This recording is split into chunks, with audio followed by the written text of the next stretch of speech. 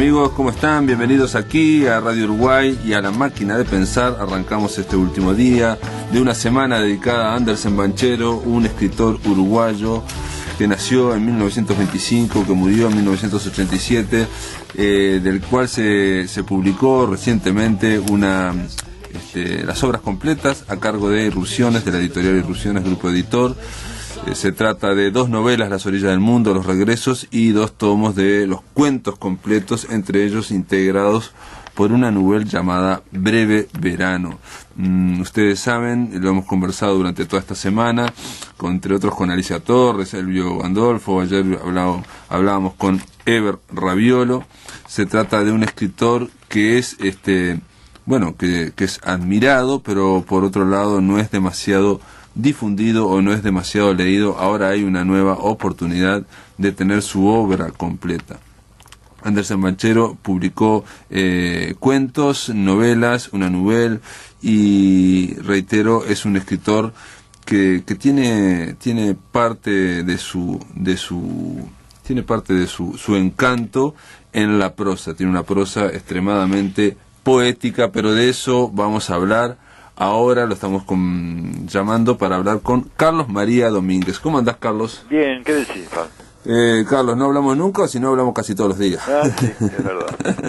Carlos María Domínguez es escritor, es también reseñista, escribe en El País Cultural, escribió una doble página sobre esta edición de las obras completas de Andersen Banchero, y bueno, vos lo definís, lo titulás Una poética de la intemperie.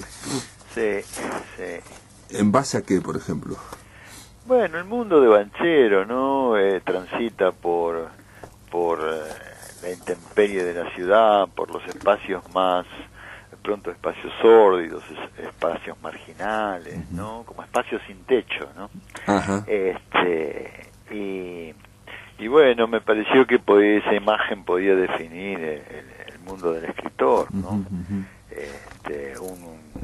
Un mundo como expuesto al azar, a la impiedad, a la crudeza del invierno. En gran parte de la obra de Banchero llueve. Sí, eso lo menciona Gandolfo, el tema del agua, de la lluvia. Claro, es cierto que como incluso él llega a decir en un momento, en una parte de su novela Las orillas del mundo, creo que es Las orillas del mundo, está recordando a su padre que está tomando mate y que es de alguna forma maltratado por su abuela, por la suegra, ¿no? Sí. Y él dice en un momento, lo recuerdo bajo el parral, e incluso le agrego una lluvia al recuerdo. Pese a que él decía que en su infancia nunca jamás llovió, ¿no? Creo que eso lo pinta muy bien, porque hubo toda una generación de escritores, ¿no? Que vieron en el crecimiento del paso de la infancia a la pubertad y la adolescencia una amenaza, ¿no? Fue como muy propio de una generación de después de la Segunda Guerra, ¿no?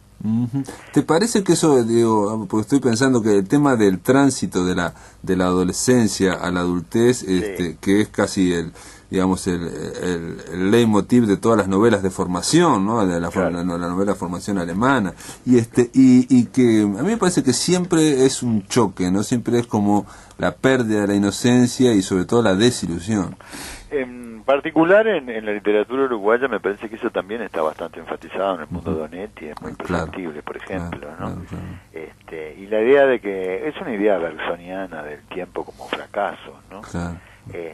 Y además, una generación muy marcada por el detenimiento de esos años de empuje durante los años de la guerra que tuvo este país, lleno de dinero, de instituciones, de creatividad, de confianza. Se para en el 55 y a partir de entonces todo lo que viene es un deterioro que nos lleva prácticamente a los comienzos del siglo XXI, ¿no? Claro. En parte, yo me parece que tanto Onetti como Andersen Banchero, e incluso hasta Felisberto Hernández por su lado, quería mostrar que en ese Uruguay que aparentemente estaba tan bien o estaba todo tan ordenadito y era pujante, bueno, había un derrumbe por dentro.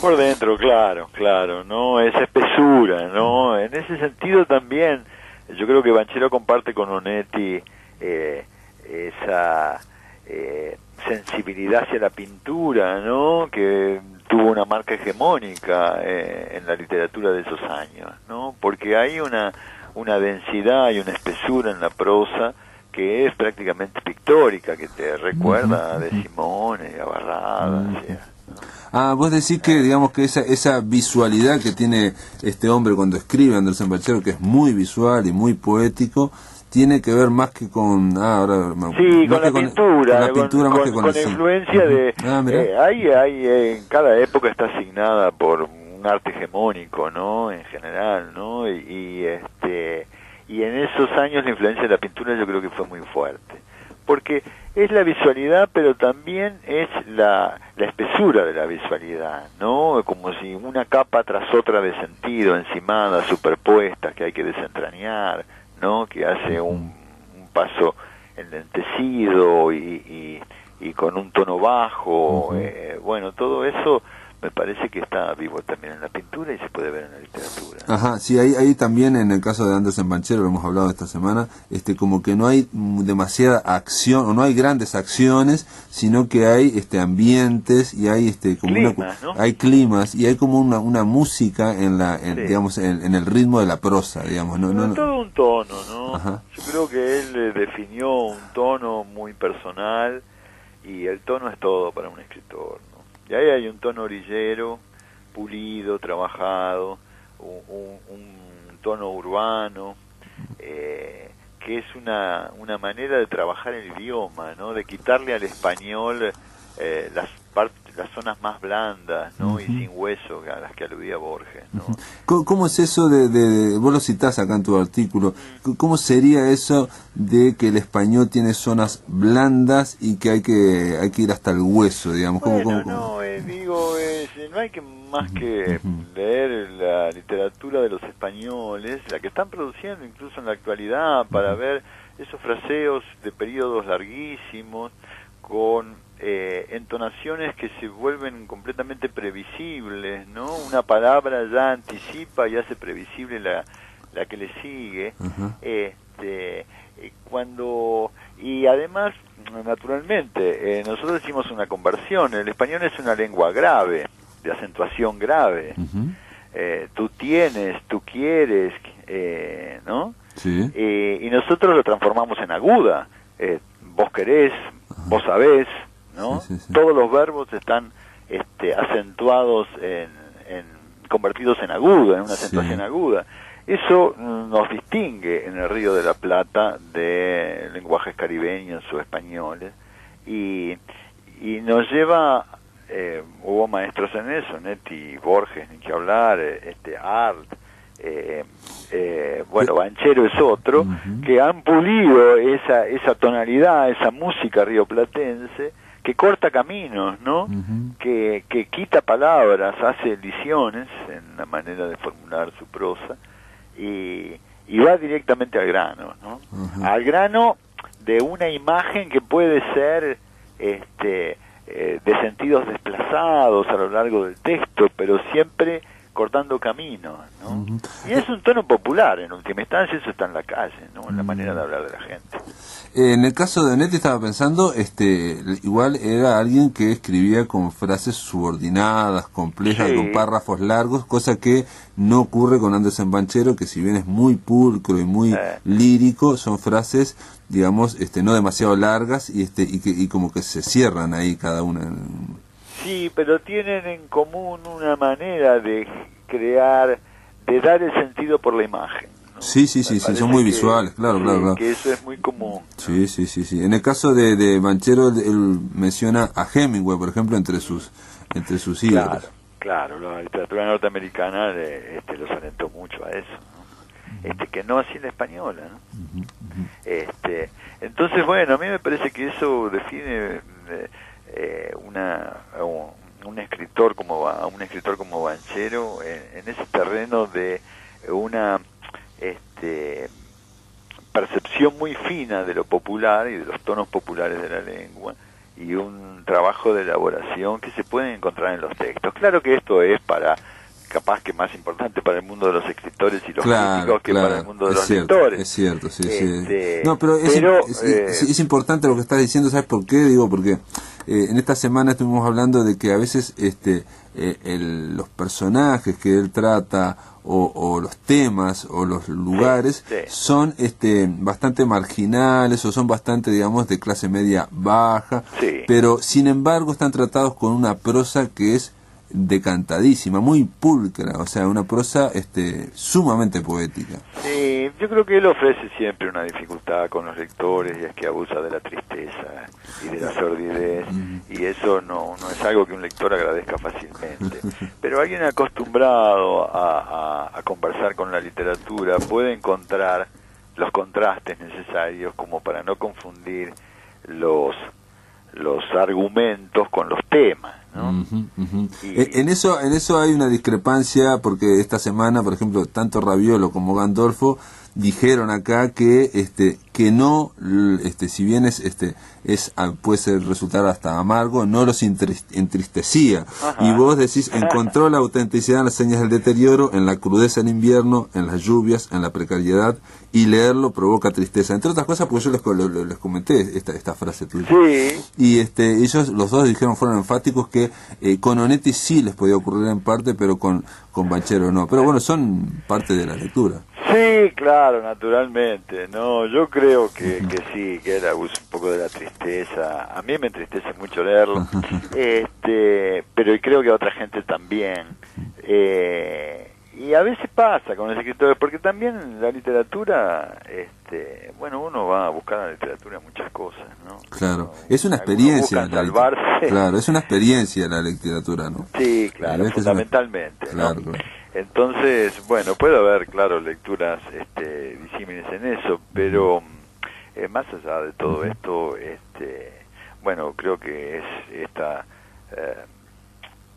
épica que ha hecho Gabriel Sosa en Irrupciones, de publicar toda la obra completa, es importante porque rescata a un escritor que merece tener otro lugar, ¿no? En la cultura, sí, es una apuesta. Y aparte se trata de un escritor bastante, si bien hemos hablado durante toda la semana, me parece a mí, bastante como inasible desde el punto de vista digamos, de los críticos o de los escritores, porque para tratar de hablar, para abordar de él, mencionan distintos escritores. En el caso de Mercedes Tramil menciona a Julio Ricci, menciona a Onetti, menciona a Benedetti. En el caso de Gandolfo, habla con Galmés y Lebrero, menciona ahí. Raviolo menciona a otros escritores, ahora que no tengo presente.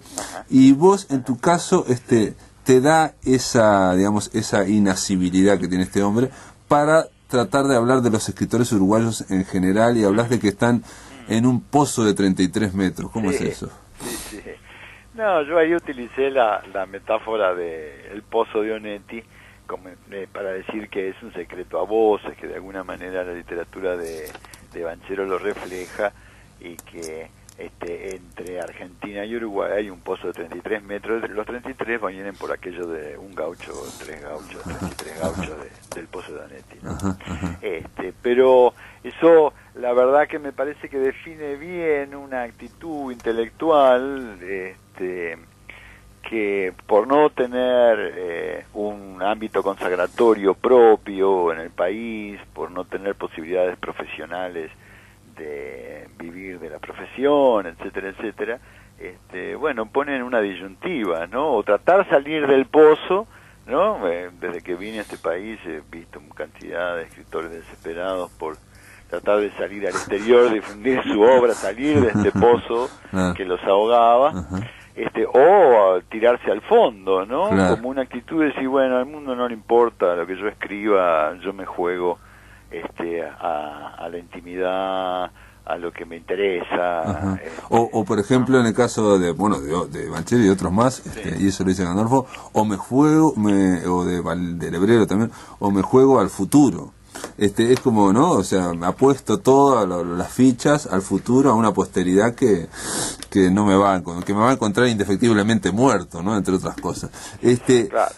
Carlos, Sí. si me esperás un minuto, vamos a la pausa. Yo te quiero, porque me interesa este tema y me interesa un poco profundizar por qué los grandes creadores uruguayos, digamos, de los últimos tiempos, bueno, tienen como esa especie de etiqueta tan laxa que es raro. Se dice que son raros y al final no sabemos qué estamos diciendo. Yo lo he comentado esto y me decían, no, pero raro es Marosa y es Lebrero, pero Banchero no puede ser raro.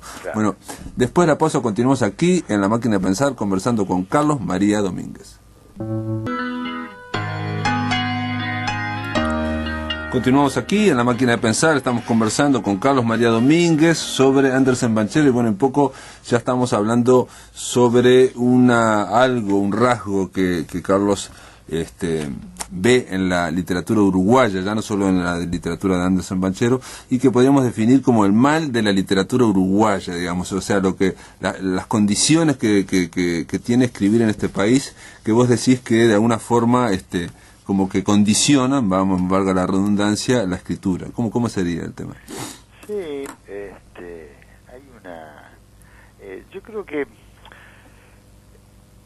el contraste con Argentina es un poco ilustrativo, ¿no? Porque Argentina es un país ambicioso, muy ambicioso. Brasil también tiene con qué. El Uruguay no quiere ser otra cosa que lo que es. No tiene ambiciones, no tiene proyección, y en esa medida es muy limitativo para el desarrollo de la profesión del escritor, pero al mismo tiempo genera una densidad por esta cantidad de mundos sumergidos y esta densidad propia de un país que da pocas oportunidades. Entonces la gente busca justificar su vida por caminos muy exóticos, ¿no? Eso también hace que, yo te decía en el tramo anterior, se genere como la sensación de estar en un pozo.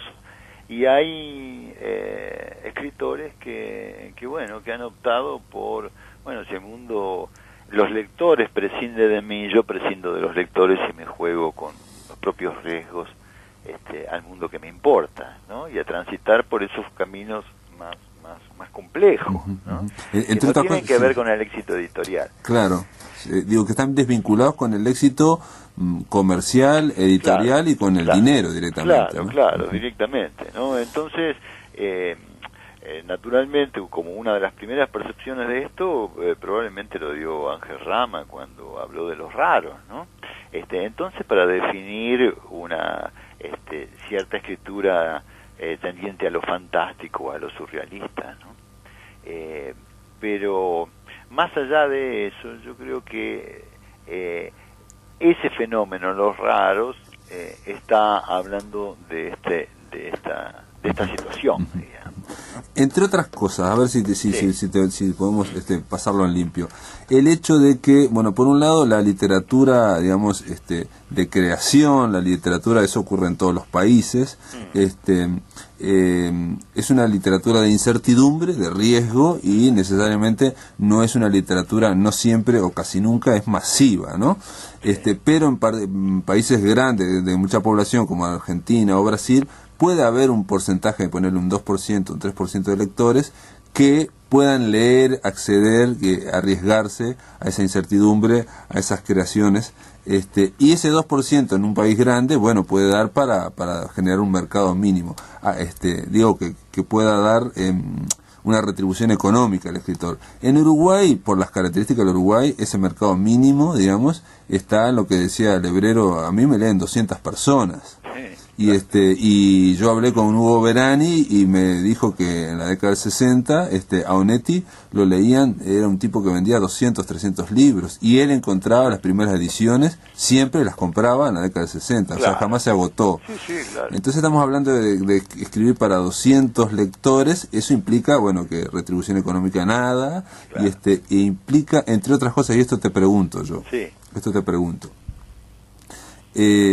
¿qué ocurriría si estos creadores estuvieran con, digamos, con una retribución un poco superior, si se quiere, con un mercado un poco más grande. Por lo que yo entendí de tu artículo, pero te lo quiero preguntar, no se abstraerían adentro, sino que pensarían más en términos de acceso a la gente. Por ejemplo, estoy pensando en los grandes escritores norteamericanos que por un lado son de experimentación y por otro lado llegan a mucha gente, o sea, se preocupan en llegarle a la gente. ¿Eso sería la diferencia o no? Mira, yo no sé qué pasaría porque entraríamos en un terreno de conjeturas. Lo que yo percibo es lo que sucede y me parece que algo de eso está ocurriendo desde hace muchos años en la literatura uruguaya y que le da cierta singularidad, ¿no? Entonces me parece que ese apocamiento genera una ambiciones nihilistas, como digo en el artículo, es decir, casi un oxímoron, ¿no? La idea de en Banchero hay una idea de autodestrucción muy fuerte, ¿no? Y bueno, esa es una manera de conversar el hombre consigo mismo, ¿no? Y desarrolló la visión en esa dirección, como pudo ocurrir con otros escritores, ¿no? Entonces eso me parece que alienta y genera un tipo de literatura, un tipo de desafío existencial, digamos, ¿no?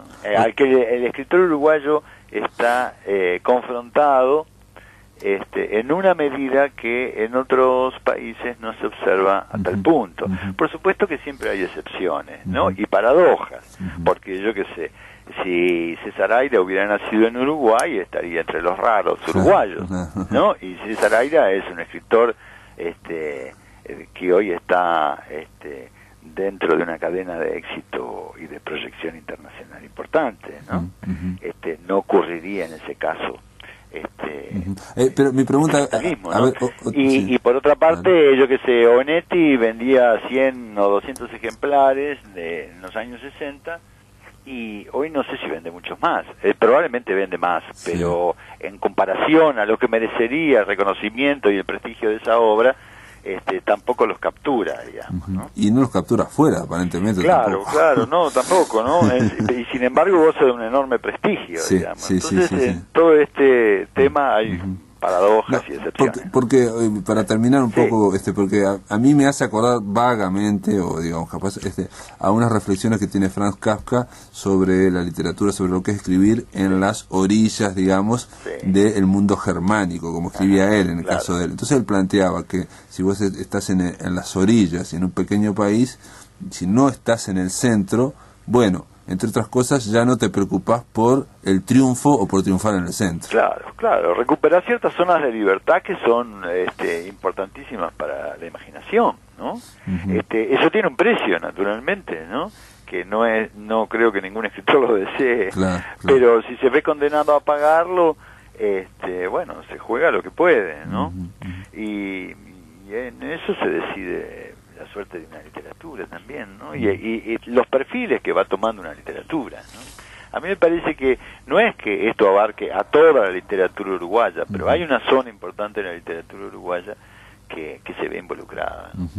Que literatura que por otro lado, la otra vez leía que Harold Bloom, hablando de Uruguay increíblemente, decía que no era una literatura para él de grandes escritores, sino que se avanzaba como generacionalmente. O sea, y que no era buen negocio para los editores.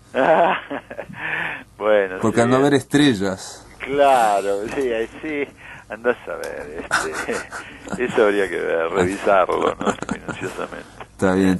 Bueno, Carlos, igual me parece importante estas reflexiones porque de alguna forma también a veces los lectores uruguayos se quejan de los escritores uruguayos que están muy metidos en su mundo, y a veces esa mutua incomprensión, bueno, puede deberse a estas cosas que estamos conversando. Y yo creo que algo de eso tiene que ver. Muy bien, gracias por estar acá, Carlos María Domínguez, en La Máquina de Pensar. Bueno, no tenés por qué, hasta pronto.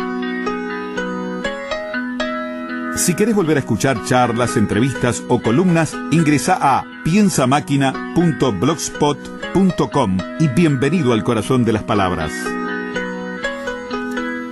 Bueno, muy bien, culminando esta semana dedicada a Andersen Banchero, vamos a ofrecerles un testimonio especial. Se trata de un fragmento del audio de una película, de un documental que filmado por Juan Carlos Rodríguez Castro, y que se llama Andersen Banchero, un escritor casi desconocido. Se trata de un documental estrenado en Atlantidoc el año pasado, y un documental que ganara un concurso de la Fundación Benedetti que financió la realización de este documental, cuyo fragmento los invito a escuchar.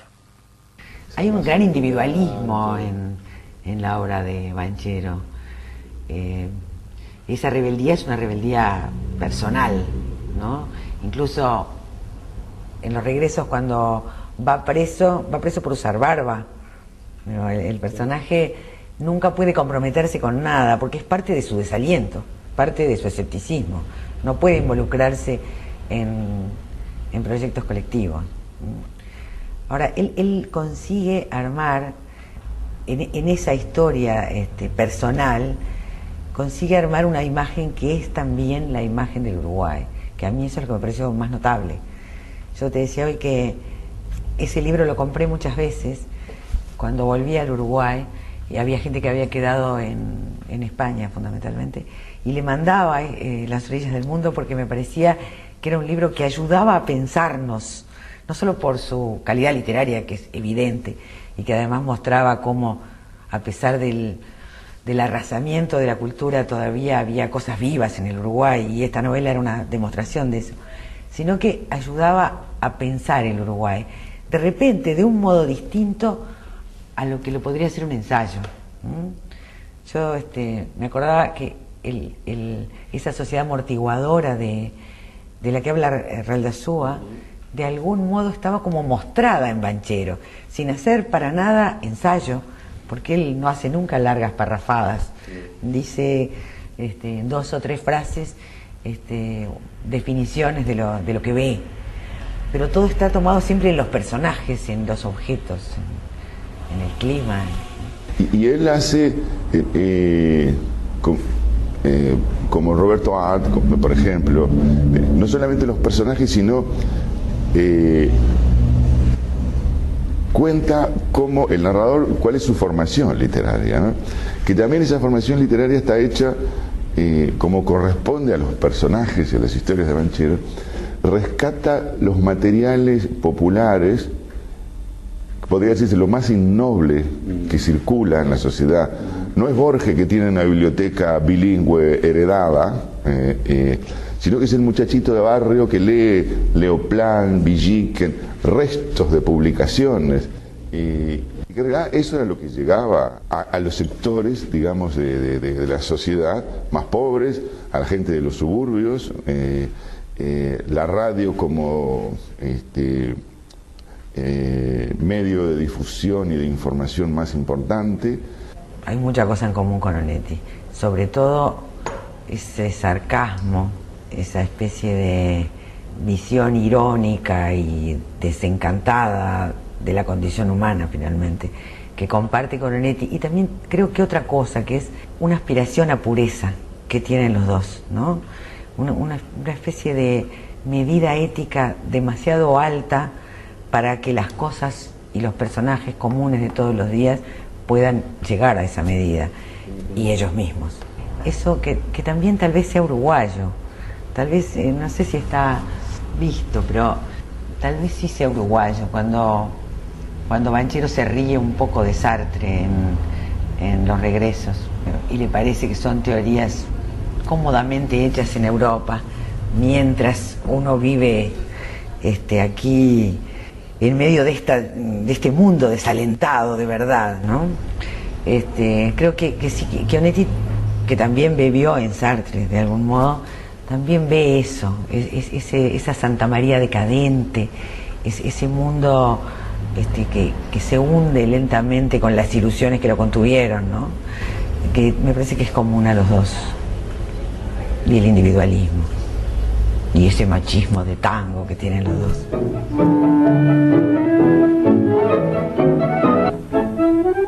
Yo pensé siempre que lo que escribía era muy semejante, muy próximo a lo que escribía Onetti.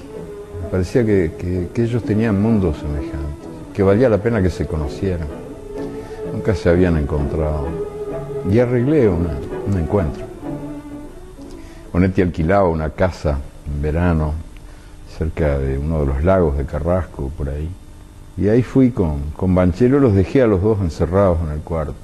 Onetti echado en la cama, como siempre, investigando las manchas de humedad del techo. Y Banchero muy tímido ante el maestro, muy como asustado. Se sentó en una silla al costado y así los dejé. Banchero mirándose la punta de los zapatos y Onetti mirando el techo. Me fui a caminar, por ahí volví como a la media hora, 40 minutos. Los encontré a los dos como los había dejado, como en una foto, no se habían movido.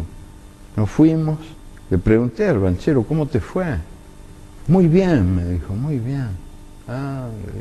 Y estuvieron charlando. ¿Y charlando de qué? No, de nada. De nada. No se dijeron nada. No, nada. Y después a Onetti. Decime, ¿cómo fue con Banchero? ¿Te entendiste bien con él? Y sí. ¿Y hablaron de algo? Y no. Ese fue el encuentro entre Banchero y Onetti, que es un encuentro uruguayísimo, porque tiene mucho que ver con lo que los uruguayos éramos. Yo creo que no tiene mucho que ver con lo que los uruguayos somos en los tiempos que corren ahora, pero sí con el Uruguay aquel, que estaba lleno, pero lleno de gente así. Onetti también era un disfrazado, estaba disfrazado de erizo, pero era un tiernito que en el fondo quería comer maíz de la mano. No le encuentro antecedentes claros. Digo, el realismo, porque es el realismo, no es nada, no existe. Digo, además si hay algo poco realista es un libro es una cosa mágica, palabras organizadas que producen emociones, no, ¿cuál es el realismo? Hay algo de eso, sí, también el proceso del Quijote, ¿no? Es un proceso muy utilizado en la literatura, es decir, la literatura como disparador de la vida. Pero también hay un desencanto de eso, ¿no?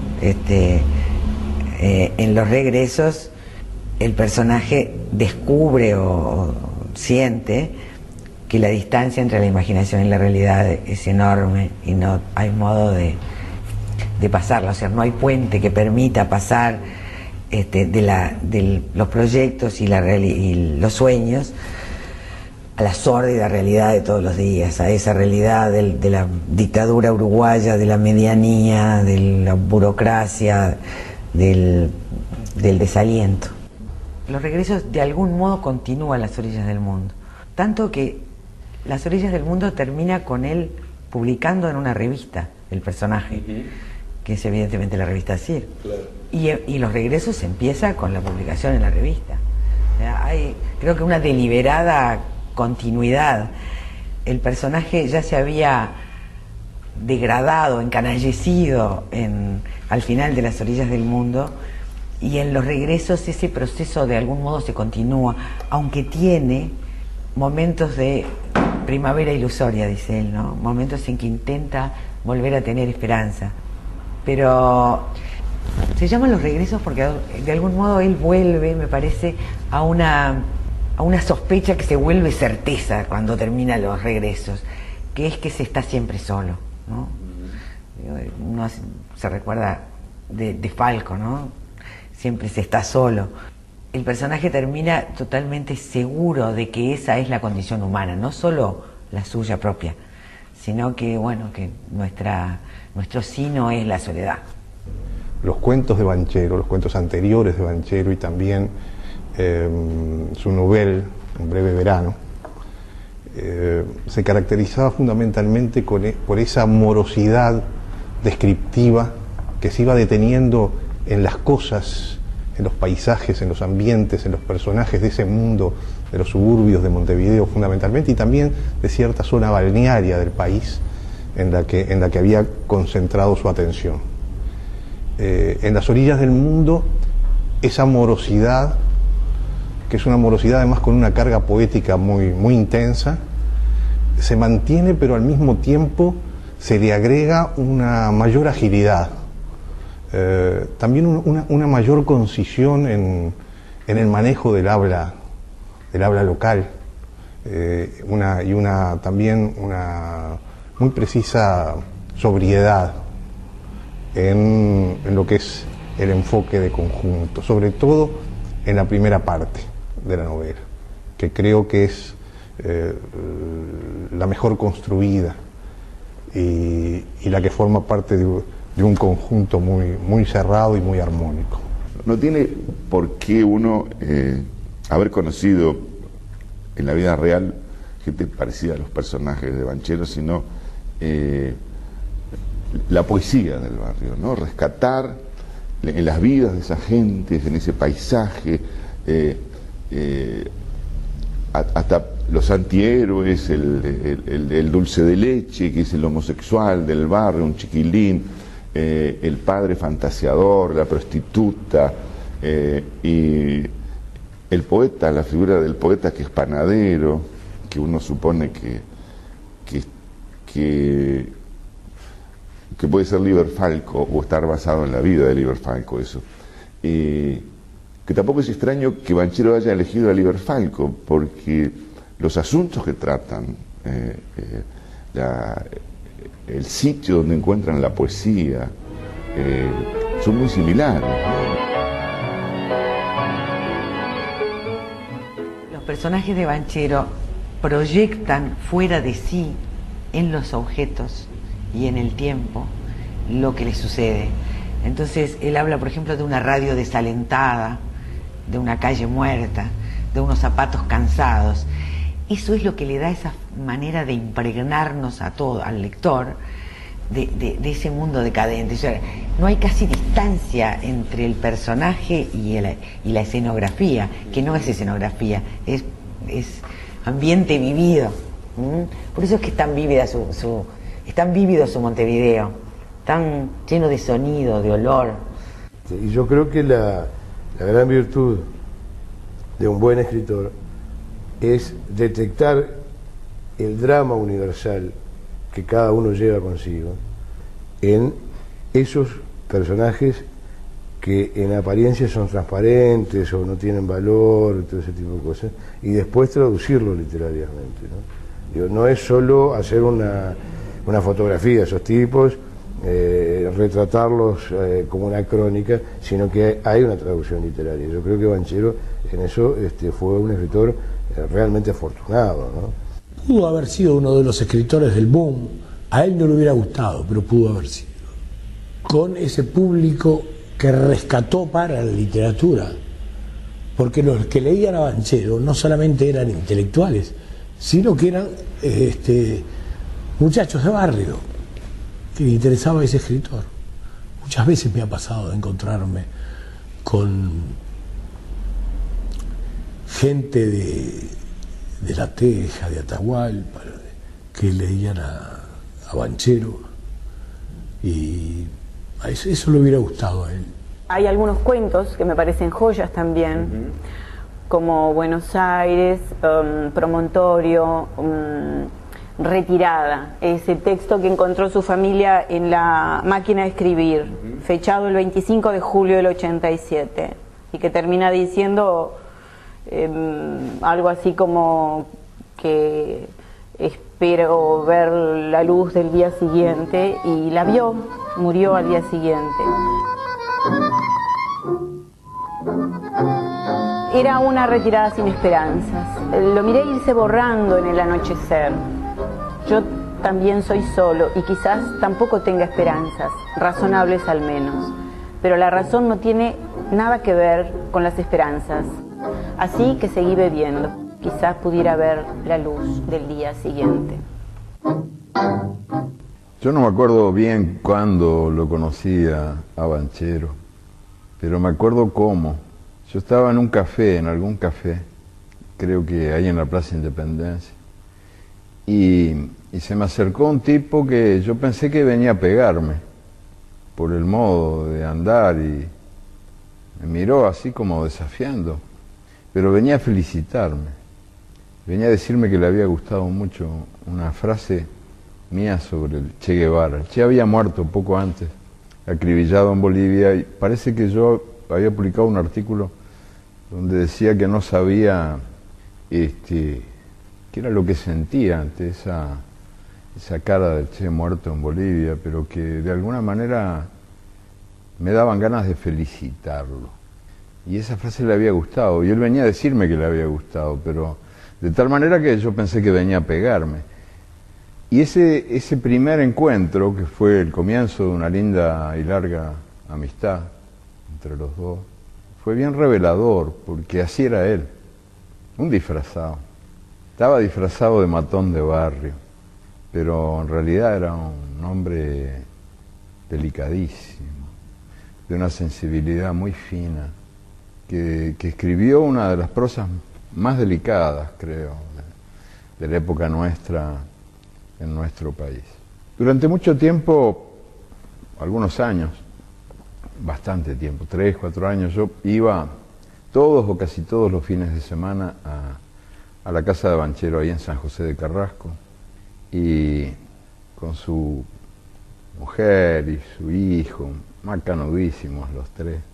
Me quedaba ahí las horas, llegaba sobre el mediodía, ahí él preparaba un asadito, empezábamos a tomar unos tragos, a él le gustaba, a mí también, y hasta en pleno invierno nos metíamos a nadar, nos echábamos al agua a nadar, porque claro, se ve que con aquella calefacción interna de las cañas, las grapas, qué sé yo, frío no sentíamos. Y pasábamos las horas, yo jugaba mucho al fútbol ahí en la arena con Andrés, el hijo, a veces con él también. Y tengo el recuerdo así de horas muy fraternales, muy lindas. Después caía la noche. Banchero conocía el nombre de las estrellas y yo no.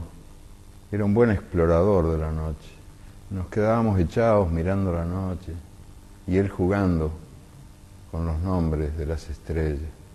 Había sido boxeador en algún momento y algo de eso le quedaba en el andar, en el decir, como queriendo pelear, ¿no? Pero yo creo que ese no era él, que él era él en lo que escribía. Escribía con una asombrosa delicadeza, una capacidad poética para revelar el mundo urbano, el mundo suburbano, esa frontera del campo y la ciudad, para meterse entrañablemente en sus personajes condenados, como él, condenados a saber lo dura, lo difícil que es la vida, lo poco que dura y lo mucho que duele.